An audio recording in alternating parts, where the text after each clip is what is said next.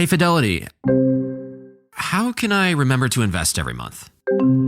With the Fidelity app, you can choose a schedule and set up recurring investments in stocks and ETFs. Oh, that sounds easier than I thought. You got this. Yeah, I do. Now, where did I put my keys? You will find them where you left them. Investing involves risk, including risk of loss. Fidelity Brokerage Services, LLC, member NYSE, SIPC.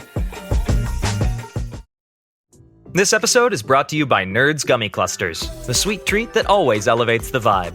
With a sweet gummy surrounded with tangy, crunchy nerds, every bite of Nerds Gummy Clusters brings you a whole new world of flavor. Whether it's game night, on the way to a concert, or kicking back with your crew, unleash your senses with Nerds Gummy Clusters.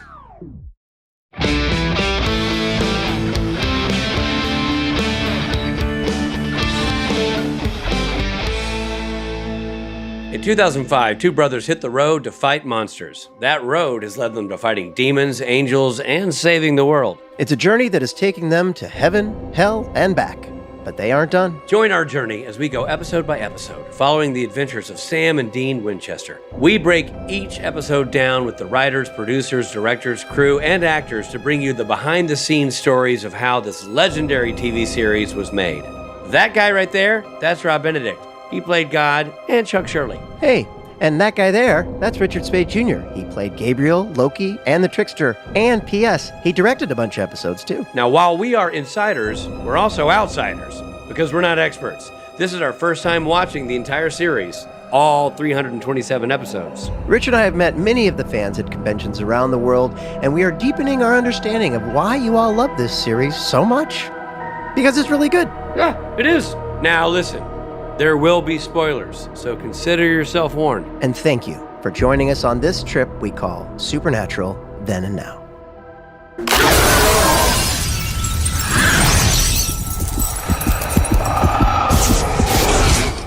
Hi, everybody. I'm Rob Benedict. And I am still Richard Speight Jr. And we have ended season 6, and this is the season 6 wrap-up. Is it inappropriate to kind of go, yay? Yeah, I mean, is season 7 going to be better, guys? Is season 7? Yes. We're up for okay, good.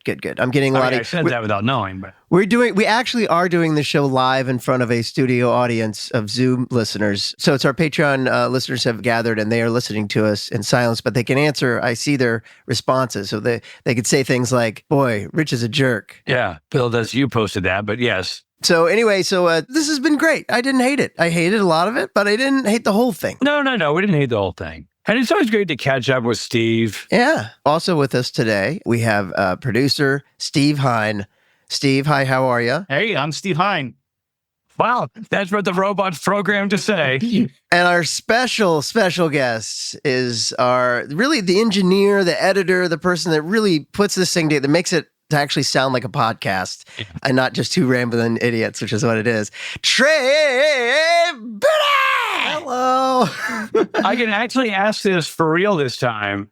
What's up, Budde? You guys are too much. Thank you so much. It's great to be here. Good to have you here. Well, also, I'm glad you're here, and I'm glad you're glad to be here because it was an order. Yeah. I'm like, you are not getting off the hook. We're all discussing season 6. Yeah. So I'm like, Trae does not get to hide behind the mask of anonymity. We're all going to have to own our opinions. Oh my God, I busted. We did right. post Trae and my top 5. Oh, I was part of the top 5 conversation for season 5. Oh, right. But we did post Trae's top 5. Post Twitter. them, yeah. No, I know, but it's not the same. Being here, being part of the debate. I know. I'm sure we're going to get a word in edgewise. Correct me if I'm wrong, Trae, but weren't you with us live for one of these? Season 1, maybe. Yeah, one of the earlier seasons, 1 and 2. Okay. Mm-hmm. So what we're doing here is we're going through season 6. It's a season 6 wrap up. As I said, we're doing it live in front of our Patreon listeners, and we've got a real tough task. We got to go through and pick our top 5 season 6 episodes. Now, there has been a rule thrown down that I did not know coming in. There's been a rule, Rich, and we're not big on rules here. Not a big rule guy. More of a principle. We cannot include French Mistake in our top 5. Oh, you. Wait. Just because it's a given. Okay. That's like, it's too obvious. All right. Boy, the Hein rule is in effect. So essentially, we're picking our top 6. I'm just going to assume French mistake is like. Steve, you've changed. Well, I narrowed it down to 12. So, Wow, good for you for already doing your homework. I would just tell you, Rob, that the biggest task here is not narrowing it down to 5. It's trying to remember any of them. Oh, God. I know. Looking at the notes, I was actually quite surprised. So our season 6 premiere on September 1st. I mean, here we are wrapping up the end of February. September 1st was like 10 years ago. I mean, it's February 17th. It's not like, don't count it over yet, quite yet, Steve. I don't know, man. Brutal. That's a long time. That's, what is that, 5 months ago almost that we started watching this? Yeah. Yeah, it feels like it takes us 1 year to get through 2 seasons. That's about right, yeah. And we've talked about this before. That very much mirrors, like, if you were watching the show on broadcast 15 years ago. I know, isn't that weird, though? Shouldn't we be faster than the actual show? Since we're just talking about it. Yeah, but most people, like, they'll watch a season in a week, 2 weeks. Now it's like we watch it. We watch probably one episode a week. Yeah. The way God intended. Yeah, that's how it works out to be. Until when you force us to do 2. Well, he's trying. This is kind of off trail, but a friend of mine did a experiment where he listened to the Beatles albums in order on the timeline they were released. That's so nerdy and cool. I love that. Yeah. Oh. Yeah. I used to do that in my car. I would take a band I love, like Led Zeppelin, the Beatles, Pearl Jam, and I'd listen to their CD, starting with their first CD, and I just listen. I'd have to listen to every track and listen in order through CDs, Because like back in the 50s, 60s, 70s, 80s, like a song order on an album was like deliberate and important. Not everything was a single. Yeah. Mm-hmm. And then you start going like, oh, wow. What is and what should never be was track 6. I didn't even realize. Anyway, but now we're doing that with Supernatural, and we're on season 6, which if you look at the records that we've made, if you look at every season as an album, this has not been our favorite album, but there are a couple tracks. There's some great singles on there. Right. So let's go through the tracks, all 22 of them, and refresh ourselves on what they were. So we started with 601, Exile on Main Street. Our guest was Mitch Pileggi. And just to remind you, Richard, Sam and the Campbells show up. I mean, this was the one that really, really said to us, hey, this is a different show all of a sudden. Right, Rich? Do you know the beard ratings are for each of these episodes? No, but I know particularly, you specifically didn't love this one because we were in this weird world where Dean's married and it's felt like a Hallmark movie, right? It's shot differently, like a Brady Bunch theme with the kid and the wife and everything's brighter and the music's heavier. On that one. There's actually a Twitter account that tracks the beard ratings specifically. Really? That's hilarious. Let me see if I can find it. Rich, you want to remind us what the second episode was? Yeah, it's 2.5 Men. I assume that means Charlie Sheen's in the episode. That's right. Let's see. John Cryer was our director and our guest. Was our guest, yeah. And Shapeshifters had a baby. Right. Which I remember the baby changed race at one point. Right.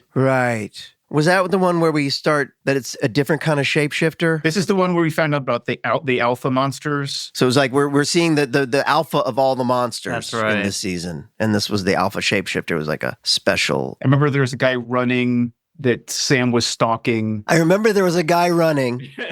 No, but Sam was stalking. The Impala. There was an Impala. There was 2 handsome men. And somebody was running. Trae, you want us to remind us what number 3 was? 603. 603. We have The Third Man. We have Bobby Singer. It's the staff of Moses, and it's our introduction to Balthazar. We find out about the souls. He splits the staff of Moses into a bunch of pieces, and he moonlights as a crossroads demon, collecting souls in exchange for these staff pieces. Right. He goes into somebody's house, like, and sells it to a kid or something, right? Yeah, it's like a kid, yeah. And like the kid is like, it's almost like the kid and Sam swap bodies. Mm-hmm. Oh, and we're still soulless Sam at this point. Yeah. Hot Sam. Hot soulless Sam. Sam has no soul. Yeah, okay. I kind of remember that. Yeah. You liked it? That was a good episode? It wasn't great. No, I think Trae said he liked it, though. Yeah, Trae liked it. I liked it because it introduced a sense of direction for what was happening. I mean, I remember watching this after season 5, not knowing what they were going to do because it was so conclusive. But then all of a sudden they introduced the thing with the souls. So you're like, what's going on with the souls? Right. And then it's kind of a more of a return to a detective work style episode, which to me felt like more of a classic kind of episode. Right, because the third man. Yeah. That's right. That was after we talked to Bob about it. I think, Rich, it was one of those where we liked it a little bit more. It was really an homage to the third man. And, Steve, are you ready to tell us what 604 was? That was a Weekend at Bobby's, return of Kim Rhodes as in her character. And didn't Rufus in this one? Yeah, Rufus is in this one. This is the one where he puts the... We like this one. Puts the ring in his butt. He has to eat the ring. Yeah, or he eats it, but he didn't put it in his butt. What? Puts it in his butt? Steve, you're out of the writer's room. Jesus, Steve. What kind of show is this? Bobby gets his soul back from Crowley. And Jensen directed this episode. So Jensen directed it. It's a heavy Bobby Rufus episode. And this is the one where we're like, well, why wasn't there ever a Rufus Bobby spinoff? Blah, blah, blah. Spinoff, yeah. And we can't forget about the thirsty neighbor that comes knocking. Right. Oh, and you got to come over from Peach Cobbler. And the wood chipper. Oh, the wood chipper's not working. I mean, anything to get this man to come over. So we liked this one, didn't we? I feel like this is one of... We liked this a lot. Yeah. That's a top 5 nominee for this guy. Well, don't beat the rush. We got, many more to go through. That's why it's just a nominee. All right, Robert, back to your listen. Yeah, 605, the 5th episode was Live Free or Try Hard, and Joe D. Reitman was our guest. He was a great guest. I really liked the He played the vampire. Yeah. Really cool guy. That was fun. That's where Dean becomes... Yeah, and Sam kind of lets him get bitten. It's kind of like a Twilight spoof at the beginning. Yeah. Oh, hard. Yeah. I mean, even the intro vampire dude's name is Robert. Yeah. Something like that. Right, exactly. Heavy into the Twilight spoofing. Hilarious. We liked this, right? We liked this one. Yeah. We were a little sketched on it in the beginning because we weren't sure if of the joke of spoofing. Right. Yeah. No, I think it's really good. And then I remember us thinking, we just wish we'd seen the fight. Right. Right, because at the end, it's just like Joe's just dead. You come back and there's a severed head. Yeah. And then Joseph D. Reitman was one of those guests where right before he came on, I was like, guys, I kind of know Joseph. I kind of know him back in the day. We kind of hung and we came on and he was like, Richard Speight Jr. And you're like, I don't believe we met before. And he's like, we haven't, but I'm a huge fan or whatever it was. And I was like, hey, Joe. He's like, and you are. I don't say that's everybody's favorite part of our interviews, but it is funny. Man. The Twitter account that is tracks on your beard ratings is Rob N, the letter N, Rich Review. Okay. I pulled it up. So if you guys have questions about... well, let's start this up. Okay, I'm curious, like 601 review. Rob gave it a Woolly Willy, that... a magnet thing? And you gave it a Matt Cohen. Yeah. On 601? Yeah. It's pretty close to clean shaven. Yeah, it is. Good Lord. All right, next up. 606. Well, I don't think we can discuss this, Rob, because honestly, you can't handle the truth. Just lie to me. Okay. I can't handle the truth. You Can't Handle the Truth, written by Nicole and Eric. They were also our guests. They were great. Yeah, this is the episode that had the twist. We thought it was Gabriel's horn that was making people lie. Right. And then she tied him up in the shower. Yeah. And it was the newscaster. Yeah, exactly. Oh. And Dean was day drinking like a right. mofo. Wait. Benedict pre-January. Wait, why was someone tied in a shower? At the end, that's where she goes up to drain the guys. She tied him up in a shower. Yeah. Remember that? And that was the episode where you asked for too much money and they couldn't get you on to play Gabriel. No, it was where I wanted to be in the shower and they wouldn't let me. Did we like that? What do we give that one? Rob gave it a Richard Speight, and Richard Speight gave it a Rob Benedict. That's pretty good. There we go. That's not bad. Not bad. That's funny. Family Matters. Yeah, that's to you, Trae. Family Matters. Oh, that's Guy B. And they go catching the alpha vampire. Right. Yeah, that's the one with that actor you mentioned, Rich. Rick Worthy. And you guys like this one. It got a Kenny Rogers and a Chris Christopherson. Wow. Not bad. Not too shabby. I think we like this one because Rick Worthy does a great job. Yeah. It's a really cool reveal of his character. I think we also like this one because a lot of Campbells die. Yes. And it puts a lot of them to bed. Oh, yeah. Poor Campbells. They never had a chance. No. But damn it, I love that Mitch Pileggi. I know. They're all great individuals. Yeah, they are. And then 608. This was All Dogs Go to Heaven. We had Adam Glass as a guest who wrote the episode. And this is like a throwback to kind of classic Supernatural episode, Monster of the Week, really self-contained. Right. Remember, it was the dogs. Right. We like this one. Yeah, the guy's a German Shepherd who keeps... He was in love with the woman and he would kill anybody that kind of challenged her like the ex-boyfriend and stuff like that. Do we like this? We did like this. You guys gave it a 90s logins and another Chris Christopherson. Holy moly. Okay. I think it was just a solid episode, not too crazy. Wow. Another Christopherson. 2 Christophersons in a row. Yeah. Well, I think he had just passed. He had. So we were also, he was front of mind. Yeah. But also, this is our first time having Adam Glass as a guest, right? Yeah, that was fun. He's a great interview. Yeah. And we, a lot of times our opinion of the episode is molded by who we have on the show, and we kind of find out more about it. And then you're like, oh, you know what? I did like, you know what I mean? It helps. But I recall us liking this one out of the gate. We did. A little bit. We did. Am I wrong? Nope, you're not wrong. You're not wrong, Rich. It does happen, though, for people who are listening. A lot of times, Rob and I end up liking it more after the interview. Yeah. But our next episode was 609. Clap your hands if you believe Ben Edlund's episode about fairies, actual fairies. Yeah. This was one of those episodes. We ended up liking more after the interview. Yes. We first watched it. I felt a little bit laughable. And then after we talked to Ben, I was like, oh. Rob, you gave this a fake Santa beard. Yeah, that's not good. No, it's not. And Rich gave it a Freddie Freeman from the Dodgers. Also not a great, not a great review. But then after we talked to Ben, we really did. It came around. I actually I didn't think this episode was, when I was watching it, I thought it was kind of fun. Fake Santa beard. Well, that made sense because it was, fairies. But I think, who was the guest actor? He's the guy from Star Trek. Oh, yeah. Robert Picardo. Yeah, he was great in it. And I really liked the twist that it was like, at first you think it's aliens, but it's actually fairies. And yeah. I could see what they were going for. Well, yeah, after I talked to Ben and knew more about the world of fairies. Oh, so much context. Yeah. It was brilliant. Yeah. I love what a fairy head Ben is. Like, since he was a kid, he would look for fairies. I learned so much from that conversation, not just about the episode, but just about the whole mythology of everything, including not knowing that leprechauns were considered fairies until this episode. I mean, I always kind of just thought of fairies being Tinkerbell. Yeah. And I learned what a red hat was. Yeah, exactly. Red hat. Man. That's a red hat. And that was also funny because he was talking about red hats like a peanut butter sandwich. Yeah. Like, he's like, well, blah, blah, red blah, hat. the red hat. And I'm like, yeah, like on Star Trek, the blue shirts or whatever, the different colored shirt that are the first to die on the mission. Right. The ones you've never seen before, and they always have like blue shirts or red shirts. Red shirts? Yeah, the red shirts. Red shirts, yeah, it's the same thing. Red shirts, like red hat. Oh, he's a red shirt. He's dying. All right, so after that, Richard, what was the next one? Was 10. It was, he's like a 70s cop flick. That's right. And our guest was the lovely and talented Rachel Miner. That's right. And this is when Rachel ends up getting strapped to the table. Yeah, with no clothes on. Fighting a really cool fight with the invisible dogs. Mm-hmm. Crowley's involved in this. Mm-hmm. Yeah, it's his secret monster prison. Yeah.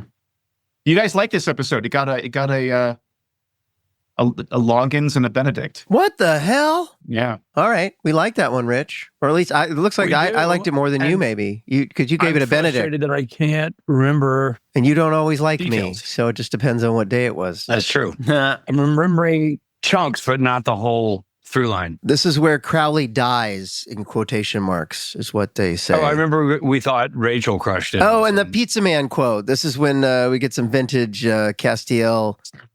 I do remember you and I questioning the need to have her in the world's smallest leather bikini. Yeah. Like, this doesn't age well. Yeah, it's the one where Castiel's watching porn and the pizza guy. That was a funny moment. And then Dean has some funny joke about, hey, you don't watch porn in front of dudes or something. Yes, sure. Okay, guys, hold on. We're coming right back.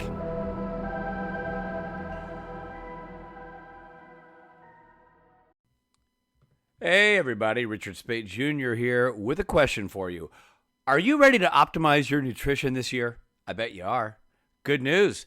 Factor has chef-made gourmet meals that make eating well easy. They're dietitian approved and ready to heat and eat in 2 minutes. What? Yeah, you heard me right. 2 minutes, so you can fuel right and feel great no matter what life throws at you. And you're not going to be slaving away in the kitchen either, because Factor arrives fresh and fully prepared. It is perfect for an active, busy lifestyle. Still trying to shed some of that holiday weight? Oh, I got good news for you. Lose up to 8 pounds in 8 weeks with Factor Keto Meals, based on a randomized, controlled clinical trial with Factor Keto. Results will vary based on diet and exercise. You know, there's 40 options across 8 dietary preferences on the menu each week. Holy smokes, it is super easy to pick meals tailored to your goals. Choose from categories like Calorie Smart, Protein Plus, or Keto. Factor can help you feel your best all day long with wholesome smoothies, breakfast, grab-and-go snacks, and other add-ons. You can reach your goals this year with ingredients you can trust and convenience that can't be beat. Dude, I'm not good in the kitchen. I'm just going to be honest with you. It's not my thing.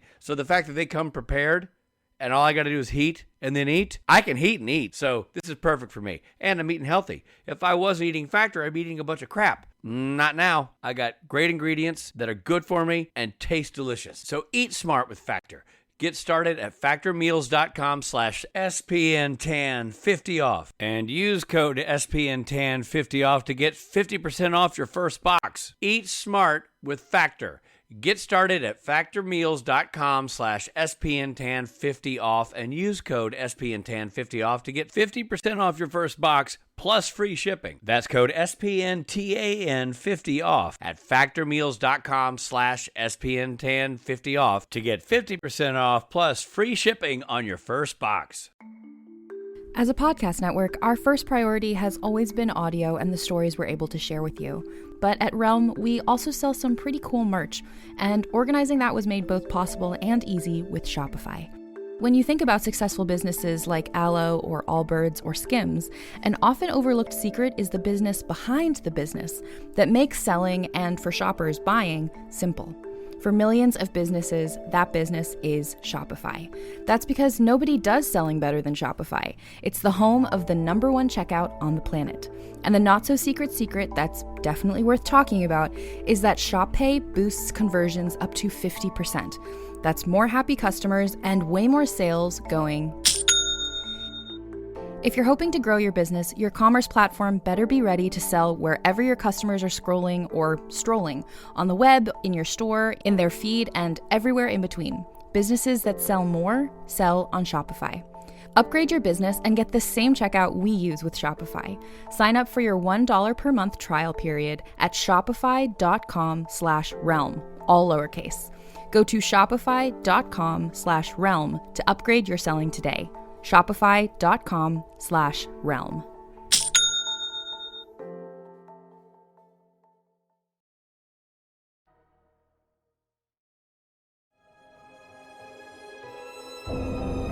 Thanks for supporting Supernatural then and now. And now, back to the show.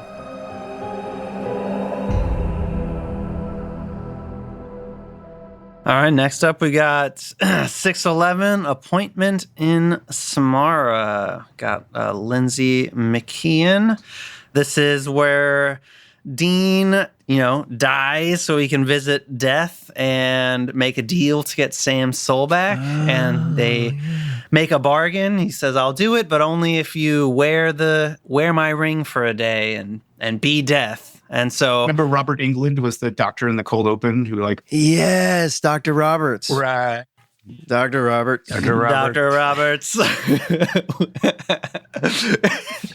Yeah, so he gets a firsthand look at how, messing with fate and the natural order of things can throw a wrench and stuff. Yeah. I feel like we kind of like this one too, did we? Yeah, you gave it a Jason Momoa from Rob Benedict, and Dick Speight gave it a Kenny Rogers. Okay. This is a solid review. Yeah, it's not bad. It's not bad at all. Yeah, turns out we like more of them than we remembered. Right now we're getting to the second half where I think you guys were kind of digging it. Stinkers. And then Steve, what was 12? 612? 612 was Like a Virgin. That was the Dragons episode, where I think at the very end was when Eve finally rose up. Right. There was that funny moment where Dean is trying to pull out the sword from the rock, the sword from the stone, and we met.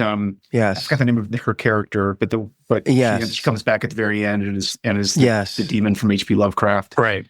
Yep. That was and there was a fight with the dragons. Then became dudes and through fire. Yeah. exactly. And then at the end, the mother of monsters rises. Yeah. Yeah. We got work to do. All right. And then 613 was Unforgiven. Michael Lachey was our guest, a sound man who's a genius. And it was about the spider people. Oh, yes. Yeah, and they go back, like, when Soulless Sam, in a kind of a flashback, had killed, like, used a cop as bait, and the cop got turned. And, like, the wife hates Sam because she finds out that he did it deliberately. Right. But Sam's like, it wasn't really me. It was soul, it was... Oh, now I remember that. So Sam's got his soul back at this point. Yeah. Yeah, Sam has a soul at this point, and it's not my fault. I didn't have a soul. Yeah, it was the sheriff and Soulless Sam, and kind of throw the sheriff under the bus to try and capture the monster. Okay, I remember that last sequence and thinking the guest stars were great. Yeah, that guy who played the sheriff sort of turned and he thought he saved him or killed him before. Yeah, he thought he shot him, but he had already turned into the monster, and so God, the shooting him didn't have an effect. Yeah, cool makeup effect. Cool, on the actor too, they put like contacts in his eyes, so he had like weird spider eyes. Spider eyes. Yeah, that's right. Okay. Yeah, you guys gave this, Rob Benedict gave it to LeBron James, and and Rich gave it to Jack Black, which, not bad beards. Not bad, but... Not an insult. Yeah. Not depends on when you cast Jack. I think I was thinking Jack from Kung Fu Panda premiere, where he's all, looks like Dionysus. Yeah. And I definitely meant that, it was a beard, but it wasn't complete because he doesn't have... Right. He goes with the Abe Lincoln. King James, yeah. And then Rich, 614. Mannequin 3, The Reckoning. Yeah. Mercy. Yeah. This was the sex doll. This was when everything went pear-shaped. Yeah. That was a weird one. And directed by the late, great... Janot. Oh, yeah, that's right. This right. was, I think, his first episode. Todd Aronauer was our guest. And, well, it's really, when you're looking back at the timeline of episodes, it's genius on behalf of the producers because they gave us Mannequin 3, The Reckoning, just before giving us French Mistake. Right. So it's really a way to going, take us all the way down to bring us all the way up. Yeah, I don't recall. I mean, Trae, we never talked to you about that. Did you find something redeemable in Mannequin 3 that we missed? It's not my favorite. I don't know. I didn't really pay off for me. I just kind of chalked it up to like a filler. Yeah, it was a weird. Yeah, I mean, good moments. I mean, in the beginning, like, kind of those faceless mannequins are always really scary. Mm-hmm. If you remember, it was like the factory workers pulled a practical joke on kind of a... Yes, right. The worst. Yeah. We spent 6 months making Jane think she had a That's date. right. Yeah. What a bunch of jerks. They accidentally kill her. Just get rid of the body. And then does she come back as the doll to kill people? Her sister got one of her organs, like her kidney or something like that. Yes. That's why it didn't work when they burned her. Yeah. Right. And then at the end, baby gets possessed and tries to run down. That's right. Possessed to go a safe speed. And then like she gets hit with a piece of shrapnel right in the kidney. So it's like freeze the goat. It's just a miracle. Yeah. I remember we liked the guest star on that one too, though. The gal who the sister was the surviving sister. Oh, yeah, she was good. Yeah. I kept wanting to see the mannequins like attack. Do something? Yeah. You never really got to see that. No, because mannequins are creepy. I remember thinking they had the great anatomical skin gone, but muscle and tendon and skeleton medical mannequin. They're like, that's a great scary thing for the episode. Yeah. And then he was kaput after scene one. Then they went to like the white clothes mannequins, and then the last one was the weird sex doll. It went to crash test dummy, and then went to a sex doll out of the blue. Out of the blue, he's got go, sweetie. I'm like, baby. Richie gave us a Mr. Clean. Yeah. Wow. Yes, I did. What did I give You it? gave it a Prince. Mr. Clean. I think that's the lowest. Can't get worse than Mr. Clean. Jesus. Unless you literally have no face whatsoever. All right, Trae, 615, of course, was... The classic French Mistake, iconic episode. Yeah. Why are we bothering? We can't vote for it. I know, no, because of Steve's stupid rules, we can't vote for it. So Steve Hines, here's a fun fact. Here's a fun fact, though, because I texted Eric right before this because there was a question that came up on Patreon about him playing himself. And he said, I texted Eric, like, did the show ever approach you about playing yourself in The French Mistake? And he said, as I remember it, I wanted to play myself, but Bob said, no way. You're far too terrible an actor. Yeah. Hilarious. That's funny. Oh, honesty is important. Yeah. Well, French Mistakes, which just let it be said that it ranks as one of the best, if not the best episode of Supernatural, and it did not disappoint. We loved it. Yeah, you would put that. We haven't finished the show, but as many conversations that we've heard over the years, number one. French Mistakes is in the top 5 of all Supernatural episodes. If not number one for everybody. Yeah. Right. I mean, in the year 2030, when we finished we finished watching the show, and we're challenged with the fact of like top 5 from all 327 episodes. I'm sure that's up there. Sure, it'll be there. Yeah. I just have to say, like, it really holds up too. It's not dated. It's still one of the best episodes, maybe in television. I mean, everything from the dialogue to the twist to the actor who played Bob Singer, who's Bill Murray's brother, Brian Doyle Murray. Mm-hmm. Brian Doyle, he was brilliant. Like, captured so awesome. And the actress that played Sarah and the actor that played Eric. Even like there was that funny moment, where, and Ben talked a lot about this, about the actor that played Serge, who like he just moves at a different speed, like he dodges the bullet. Right. Dude, it's genius. So yeah, I love that. He just leans back and the bullet goes faster. Well, and also talking to Ben in that podcast episode, he pointed out a couple of things. I'm like, oh, that is genius. Like at the end, they come back to their real world, quote unquote, and Sam slaps the wall and is like, home, real wall. And the irony that actually isn't a real wall. They are on a set. Yeah. But, in the world of Supernatural, he's home. Yeah. But it's not, I just love that. Yeah. That's classic Ben adding layers to something that was already awesome. Yeah. Yeah. Yeah.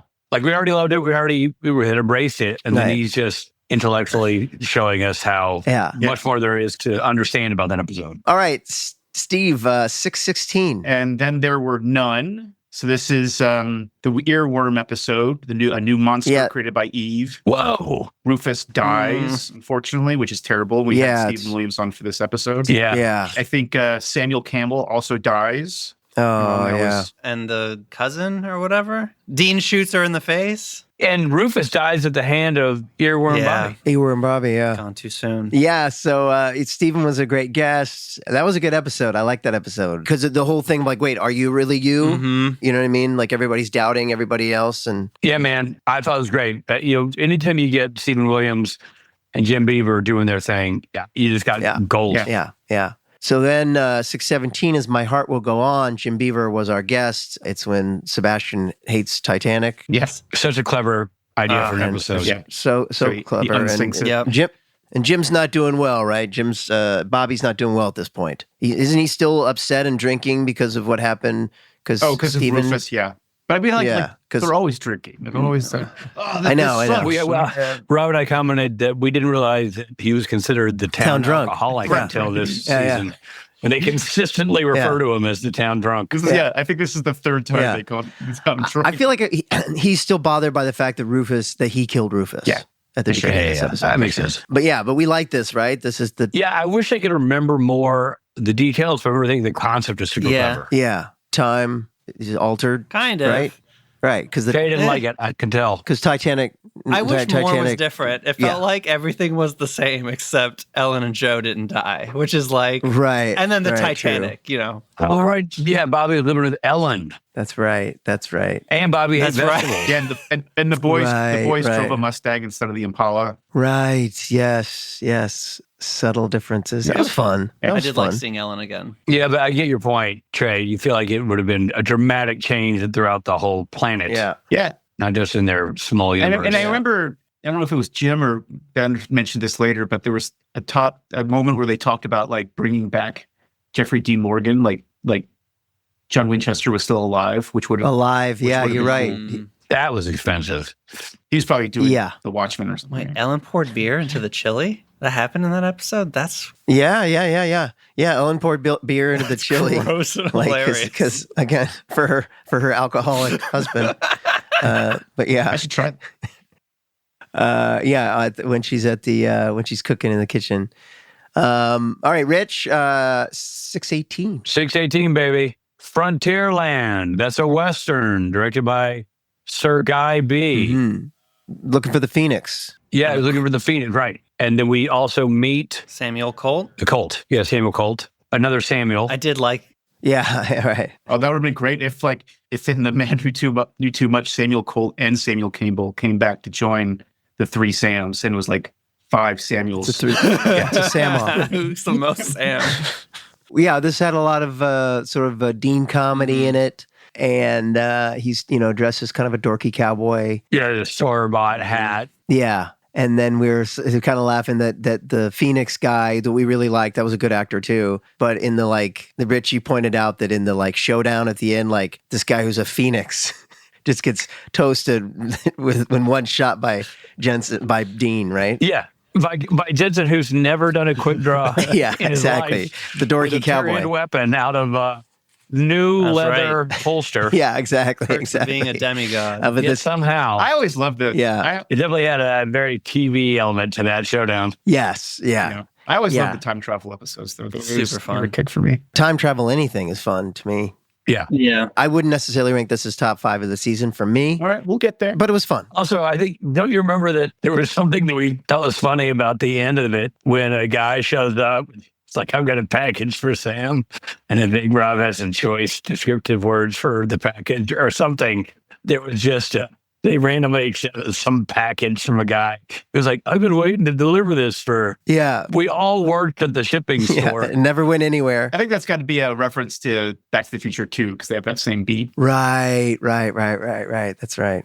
All right. Now, maybe I like this more than I remembered. Well, it was fun to talk to Guy B about it. For sure. Yeah, he's very proud of the episode. I think we all enjoyed it. I just think there was, there was a couple of little things that made it have that sort of, it's a TV show beat.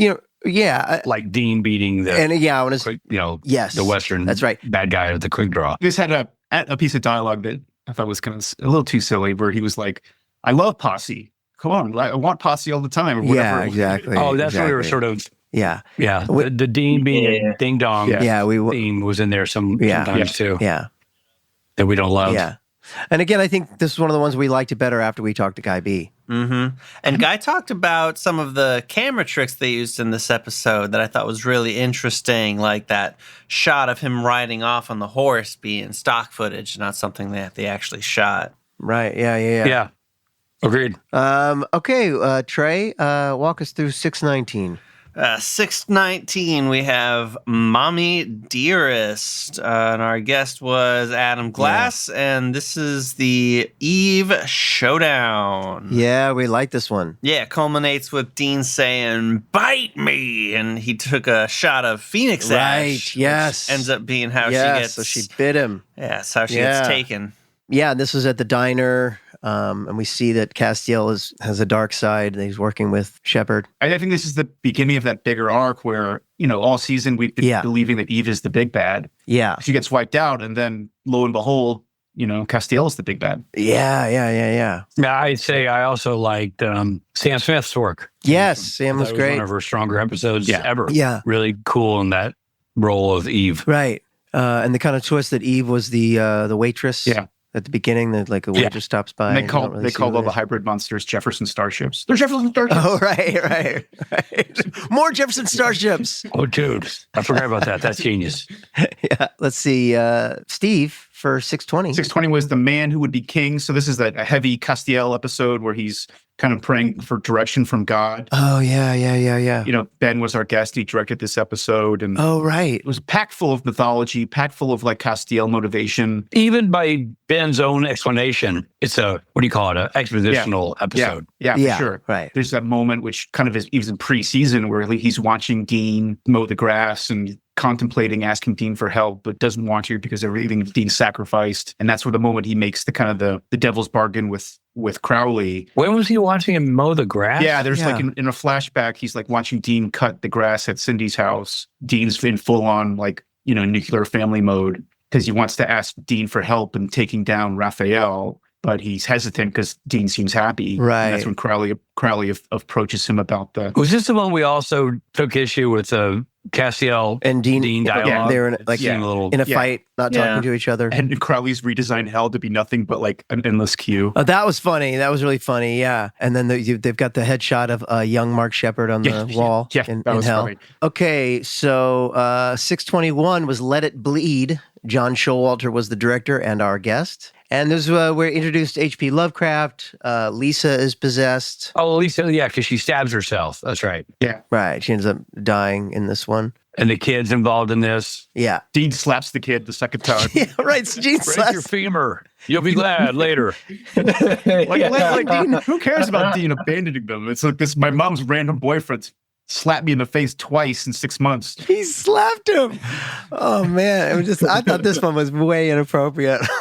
Just like kind of having a bad day, and he's like, "Get it together, kid." I'm glad his memory got wiped. Quit acting like a preteen, Smack. Something. One moment I did like in this episode was Dean's hero entrance, where you just like Lisa and Ben are tied up, and you just all you hear is like bam, pow, pow, pow, bam, bam, bam, and then like Dean enters, like he just like, beat his way. You hear the sound effect of outside him killing like four guys, like a superhero. 622, then Richard, finish us out. The man who knew too much.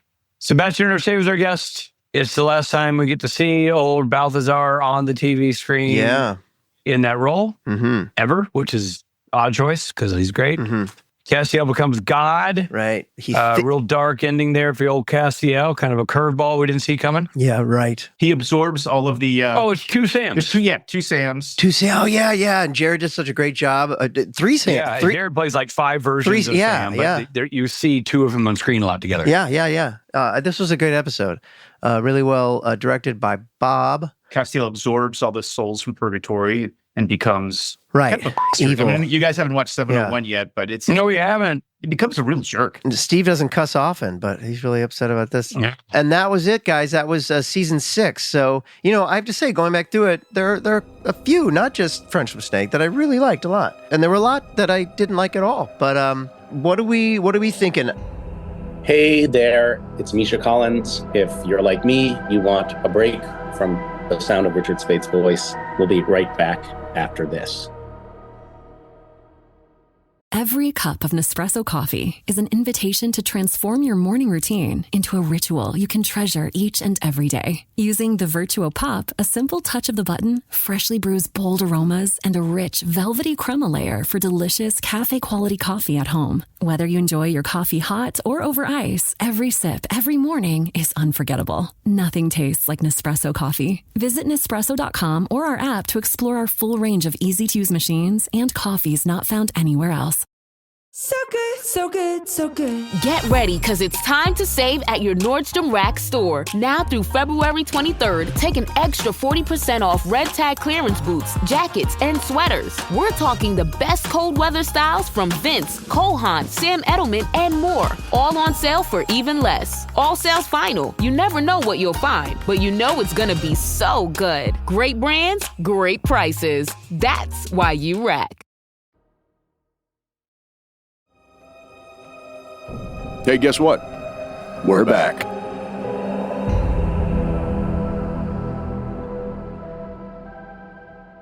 For me, in no particular order, both running order and order of best, 616, and then there were none. Stephen Williams, Rufus Dies, Earworm. I like that, where they're all facing off against each other. 604, Weekend at Bobby's.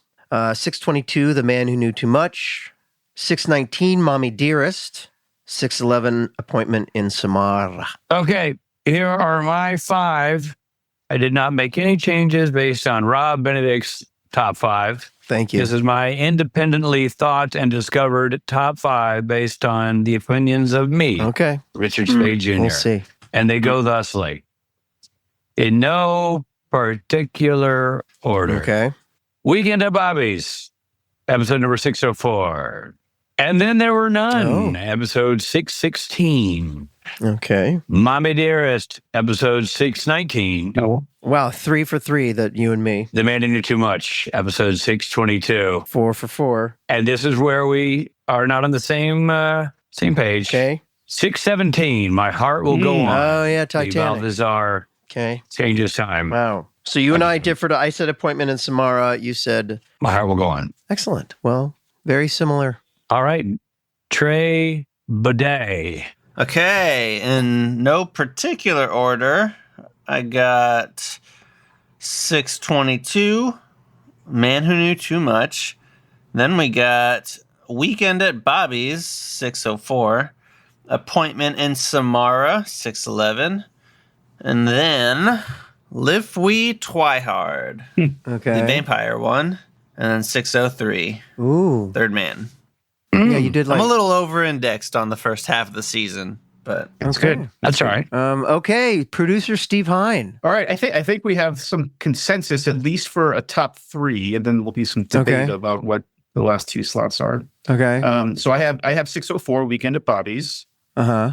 I have 616, and then There Were None. Right. I have 611, Appointment in Samara, which Rich is not on Rich's list, but it's on Trae's and Rom's. And then my 2 other ones that no one mentioned were 615 Frontierland and 610 Caged Heat. Both great episodes. The ones where we have consensus. Okay, Weekend at Bobby's, and then There Were None. We all have. And then The Man Who Knew Too Much. Did we not? We 3 of us had that. No, we had 3. 3 of us had that. I mean, I would swap that out. The only one I feel like strongly about, I feel like that's good, that I'd love to keep from my list, is something that's not on only Rich's list, which is Appointment in Samara. I have it, and Booty has it too. Yeah, I'll tell you. So I know you guys all went for that one. I don't remember it well. That's part of the reason why it's not. Walk me through what that one was, if you guys don't mind. So it opens, and Dean asks the doctor, Robert Englund, to put him under because he wants to summon Death. Right. So he meets Death, and he makes a deal with Death to get Sam's soul back. If Dean can be Death for 24 hours, he will give Sam his soul back. And he couldn't do it. Okay. He fails, but Death still kind of, takes pity on, likes Dean or whatever, and still gives Sam, who doesn't, his soul back. Like, what does Dean do throughout the episode? I remember that's sort of the overreaching thing, but he reaps a random guy on the street who I think chokes on a hot dog or something like that. But how he fails is he's in a hospital and he's doing the rounds there, and he doesn't want to take the life of a little girl. This little 12-year-old girl. She's got cancer. And there's her dad, who has no one else, no other family, just his little girl. And so he says, forget it. We're not doing it. He's warned by the Reaper. Lindsay McKeon. Someone has to go. And it ends up being, you see the chain of events where the nurse is like, oh my God, I don't have to go do the surgery so I can come home. And then she gets in a car wreck and she ends up dying. And Dean's like, oh, well, that's not fair. And she's like, that's what happens when you mess with the natural order. Right. And meanwhile, like in the B story, Soulless Sam is trying to kill Bobby in his house. Yeah. And Bobby has like the trap door out of his closet. And so. Right. Now, don't say, here's Johnny. Yes, right. It's vintage Soulless Sam, too. It's Soulless Sam at his worst. Most soulless. He's trying to kill Bobby. Oh, yeah. Rich doesn't buy it, but... No, I guess I just don't remember that well. And what I'm remembering, I don't remember loving, but... Remember Lindsay McKeon, who I said, I actually hung out with Lindsay McKeon. We hung out in England, and we get on the thing, and she's like, Richard Speight! Yes, I know that. Yes. Did I like the podcast? Yes, the podcast was great. Man, I tell you what, those are just the highlights for me. Trae, someday you got to cut together the people going like, Rich! And you are the people.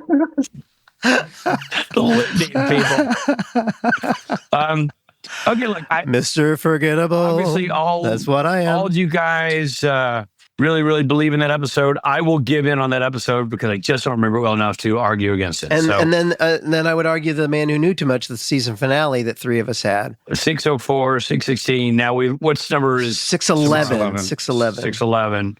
And then 622 is The Man Who Knew Too Much, and Rich, myself, and Trae all had that, but not Steve, correct? Yeah. Yeah, I think my argument for that one is, in a season fraught with issues, it lands well. And it's a very well-directed episode. Yeah. Jared Padalecki delivers stellar performances across the board. Yeah. Castiel's character takes a sharp right, and Misha does such a great job with it. You even see like Dean be afraid of him. There's a lot going on here, and it's just super well directed. Again, just written by Eric Kripke, directed by Bob Singer. Yep. And it's a little prescription this season needed to end huge and send us off into 7 with a bang. So I will drop Caged Heat to kind of get a consensus on 622. Okay, so I have 4 episodes that we're going to go with so far. 604, 611, 616, 622. My 5th was Mommy Dearest, which is Adam Glass written, and it's where they kill Eve, and there's that whole long scene of the diner. Sam comes back. Sam Smith comes back. I have a hard time letting that one go. Yeah. Like, even the Jefferson Starships runner joke is elevated. Hilarious. It is funny. Who else had that? It's just Rob and me? What do you think, Trae? So what episodes are left on the table for debate? 619. 619, 605, and 615 Frontierland. Okay, hold on. What's 605? Live Free, Twihard, 5 Vampires. Twilight spoof. Dean becomes a vampire. And also, and Trae likes 603, right? I'm willing to let that one go. The Third Man. Yeah, I feel like that's not going to make the debate. Okay. Yeah. But I would fight for 605. 605 and what? Okay, 605. That thing was just too funny. It is funny. You know what? It is funny, but it's just like the first act of it is like I didn't really love. It was just all kind of all over the place. I mean, I loved it. Also, we didn't like that there was no fight at the end. That he just I mean, the only reason I came to like it was because I loved Joe Reitman so much. Yeah, he did a great job. What was the other one on the board right now? Frontierland. It was 619, 605, and 610. I had Frontierland on my list too. I gotta say no on Frontierland because it just doesn't. The ending is unsatisfactory. Yeah. The ease with which Dean defeats the guy to me is like. Yeah, maybe, but I mean, it's not so much a leap for me because I could imagine Dean, since being a child, with practicing quick draws in the mirror, since he was a kid. If that were established as a thing, but it's like that's Steve. Plus the guy, maybe that's me writing backstory. That's headcanon. Yeah. Yeah, exactly. I think of all the sort of time leaping around episodes, it struggled more than some. Give me a couple of. All I remember in Frontierland is the third act. Not Frontier. Sorry, Mommy Dearest. All I remember in Mommy Dearest is the third act. Mommy Dearest, we've already said yes to Mommy Dearest. Jefferson Starships, man. All these weird animals are showing up. Eve walks into the bar. She bosses these 2 dudes walking in who actually do a really good job. Like, oh man, we're gonna hook up that chick, and she's in her nightgown. They're like, hey, are you okay? Yeah. And she kind of brushes one of their cheeks. They're like, dude, she likes you. Then they go on into the bar, and she kisses one guy, and then the whole bar breaks up and starts slaughtering each other. Mm-hmm. Then they come in and they're like, oh, they have fangs and they're shifters. And that's when they end up naming them Jefferson Starships. Right. And they get arrested because the cops are like, you're not FBI, get out of here. Takes them to the precinct. And then they are like, oh no, they're all Starships. Yeah. Then they get one of the sheriffs who realizes something's up and have him held in a chair in a cell. And Misha goes in and does something really sinister. We don't know what. Right. But get some information out of them. Also, they help these 2 kids. There's a MacGuffin storyline of these 2 little boys that they help. And the 2 little boys, and you totally buy into it. And Dean's like, if you told one, I'm going to save somebody.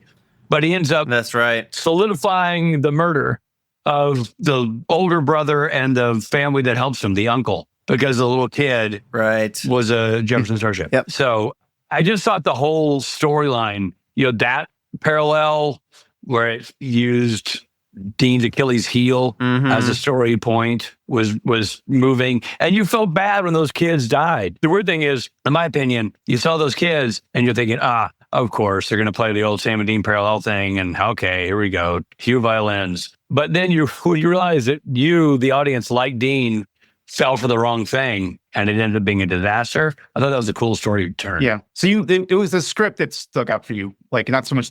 I don't know who directed it. But. I thought the script stuck out. I thought the directing was outstanding because the beats all landed. Even the Jefferson Starships joke bit, they were playing it seriously, but at the end, which made it funnier. It's hilarious. Like, more Starships. That was great.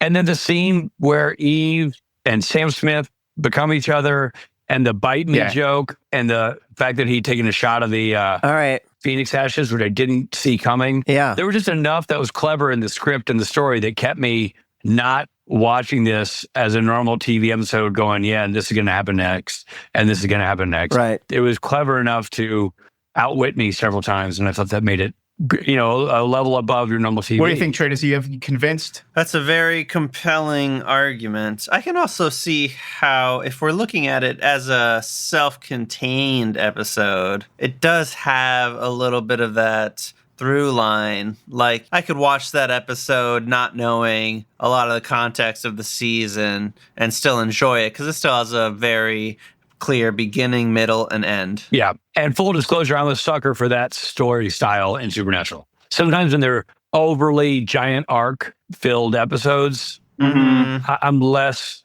engaged than I am with the ones that feel like, I don't want to say standalone, but they're battling a very specific monster and that comes to a head at some point in the episode. Yes. For the record, I haven't seen Rich this fired up about something in a long time, so I feel like we got to give it to him. But also, I haven't seen Steve. Steve's really holding on to Frontierland. He's white knuckling Frontierland. No, I can go with. I do see a lot of our Patreon friends are echoing Steve. They really love Frontierland. Oh, is that what they're saying? I want to hear Steve's argument. Yeah, I mean, it's very much a subjective thing. I just get such a kick out of the time travel episodes where you get backstory about like everything, so much that you've heard about. So we get to meet Samuel Colt. Samuel Colt's not what we expected. He's not this badass hunter. He's kind of like this old crotchety man who's kind of in his third act. I mean, I did bump on some of Dean's dialogue, but some of Dean's things, like the quick draw and the funny outfit, like didn't bump for me. That seemed kind of very Dean because he's, he loves the Old West. And so it kind of made sense. Well, and Jessica can sell anything too. I'll also give you that the Dean dialogue didn't bump as much for me either, because we also get a little bit of a setup with Sam being like, dude, you get like really weird with the Western stuff. And so all of a sudden I'm listening and viewing all that through that lens. Mommy Dearest is a great mythology episode. We got the big monsters. We got the big showdown. We got a lot of the motivation about like what the writers have been kind of keeping close to their chest up to this point. But for me, Frontierland is just this fun popcorn kind of like one of the things I love most about Supernatural, these kind of like really self-contained episodes where it's a high concept and it's well executed. That's a fair point, man, because many shows would buckle under that, and Supernatural does not. Yeah, but they do that well. Like the fact that like such a heavy mythology episode can live in a season with these big high concept fun episodes like French Mistake and Frontierland. Again, like you said, is a testament to the show and the people who make it. Let's give it to Frontierland. You can live in a world where Frontierland has a. We have our number 5. Okay, so we've got our top 5. Yeah, we do. I think we've got a consensus. There we go. No, let me. What was number? What was Frontierland? Frontierland 615. 618. 618. Yeah. Okay. So we have 616. We've got. Oh, sorry. Go ahead, Rob. We got 604 Weekend at Bobby's. And we've got 616, and then there were none. 618 Frontierland. 622 The Man Who Knew Too Much. And by the way, none of this would be this whole 619 Mommy Dearest Frontierland debate would be moot if French Mistake were on the table. True. Exactly. Podcast would be helped to win. And 611 Appointment in Samara. Those are our top 5 best episodes, not including French Mistake. So we've got 616, 604, 618, 622, 611. And in a episode, sorry, not episode, season where certainly I was iffy. Yeah. It's nice in this sort of final wrap up to realize there's some debatably good episodes that we can sort of like still hash out and struggle to find a top 5 that we all agree on, because there's several that we like. Now I was going to say, we had over a third of the episodes were on our lists, including we throw French Mistake. So that's not a terrible season when you have over a third, 7 or 8 episodes in the season that are like, these are great. These are awesome. Yeah, 100%. Agreed. Trae, parting words for you. Are you excited about season 7? Yes, I'm very excited about season 7. It gets really, really good. Oh, good. Somewhere around like season 3 of the podcast, I couldn't help myself and I just binged the entire Oh, wow. series. Good for you. And that was my first time watching the seasons after 5.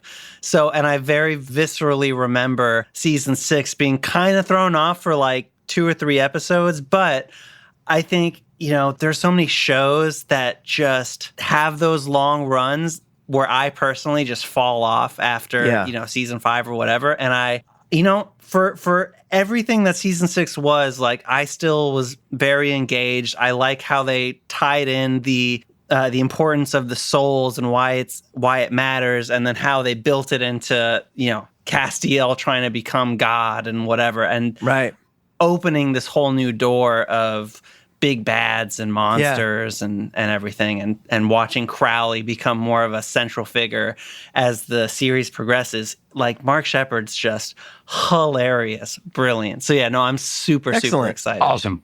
That's awesome. Well, yeah, we are, as Rich said, the way that this one ended, it really sets you up for next season, and excited to keep watching. We're gonna wrap this up, but we're gonna have an exclusive live Q&A for our Patreon members. Richard, we've done it again. We've done it. We're out on season 6. Steve, what are your thoughts as we sort of land the plane here? I think it's. You had a voice. No, I think 6 was a great year of experimentation. I mean, I think we had Eric departed, and the new people at the helm were trying some new things and experimenting, and at the same time, kind of also delivered some classic episodes. I think it's a respectable season. I don't think. Well, yeah, it's funny that we sort of really didn't love some things, and you still have probably one of the best episodes of the entire exactly season in the middle of this season. It just goes to show you that even in this transition year, greatness was achieved. Yes. Absolutely. Yeah. Absolutely. And more than once, by the way. There's plenty of episodes. It was fun to go back and go, oh, right, that's a cool one. Yeah. Oh, dope. That was that was season 6 or whatever. Makes you respect the show. Yeah, absolutely. Well, thanks everyone for listening to us chat about the show. Richard, how pumped are you for season 7? I'm excited for season 7 because, like 6, I know nothing about it. Same. I think season 9 has seen 1 or 2 episodes. So, like, these next 2, and the one we just finished, are completely new to me. Yep, me too. And so 6, 7, and 8, I'm not even sure what happens. If we were doing conventions. I mean, I guess we were. We were definitely doing conventions. I had no association with the show. I wasn't shadowing. This is when you and I were, we were only doing conventions. So that was our link. Yeah. That's right. We were only doing it. So I'm really excited about 7. Yeah. I always have heard the term Leviathan. I know that's a monster in here that I don't know anything about, but I've seen enough clips at conventions to know they're creepy looking. So I'm excited about that. And I'm kind of glad that we are going to be in, a more well-worn pair of shoes. Now it's a new ship captain, and now that ship captain has, navigated the waters of their first season, and we're going to come into season 7, I imagine, a bit more in a groove. Yeah. And excited to see more of our friends appearing on the show, and excited to keep it going. I'll tell you, anybody who is watching this podcast or listening to this podcast thinking, well, Rob and Rich, they hold back. They don't give us this great skinny. They soften it up for the podcast. If you've listened to season 6 podcast with Rob and Rich, you know that's not true. That's right. So you're getting honest, unfettered reviews from Rob and Rich. And let that either fuel you or frustrate you. But either way, there it is. From Mr. Clean to Chris Stapleton, we give you all of our colors. Well, thanks so much, Richard. Don't go anywhere. We're going to stay and do a exclusive live Q&A for the Patreon members on board. Thank you so much, Trae Budde, for everything you do and for being here today. And as always, Stephen Hein, the person that puts this all together, that allows Rich and I to do this. Thank you, Steve. Thanks for listening, everybody. Yeah. All right. We'll see you for season 7. Thanks, everyone. See you. Woo!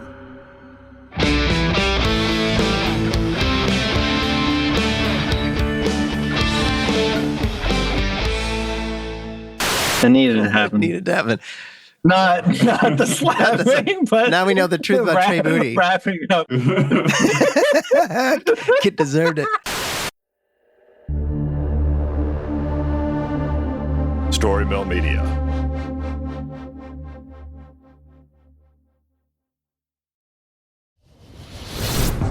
Nothing is as it seems in liminal London. hidden amongst everyday people are werewolves. You'll be the werewolf then? Yeah, I'm Mags. Wizards. Montgomery Archibald Barker at your bloody service. And those cursed by the Fey monarchs of the city. Declan Buchanan, PI. He has quite a large pair of antlers growing out of his forehead. Join the unlikely misfits of liminal London as they work to take down the powers that claim to rule the city. I think the Queen doesn't like you very much. With incredible guest players like Johnny Chiodini. You say there's Sludge? Yeah, Sludge. Yeah, I'm the Sludge Boy. Love Sludge Boy. No, again, I'm not that Sludge Boy. Grant Howitt. Isaac Newton didn't study in Putney, did he? Who's Isaac? Oh my god. And Shamini Bundell. There's a magic community. There is. Yay, I'm in a magic community. Go to realmspod.com or search Realms of Peril and Glory wherever you listen to podcasts to find this mysteriously magical actual play series. When San Francisco is rocked by a series of brutal slayings, the case falls to homicide detectives Brian Clauser and his partner Pookie Chang. It falls to them because Brian is always first on the scene, driven there by dreams that predict the killings in exquisite detail. Meanwhile, a shadowy vigilante, seemingly armed with superhuman powers, is out there killing the killers. Brian and Pookie's superiors, from the mayor on down, seem strangely eager to keep the detectives from discovering the truth. Doubting his own sanity and stripped of his badge, Brian begins to suspect that he stumbled into the crosshairs of a shadow war that has gripped his city for more than a century. A war waged by a race of killers living in San Francisco's unknown underground ruins, emerging at night to feed on those who will not be missed. Nocturnal is a complete serialized novel with 45 episodes, available for free on Apple Podcasts, Spotify, or wherever you get your podcasts.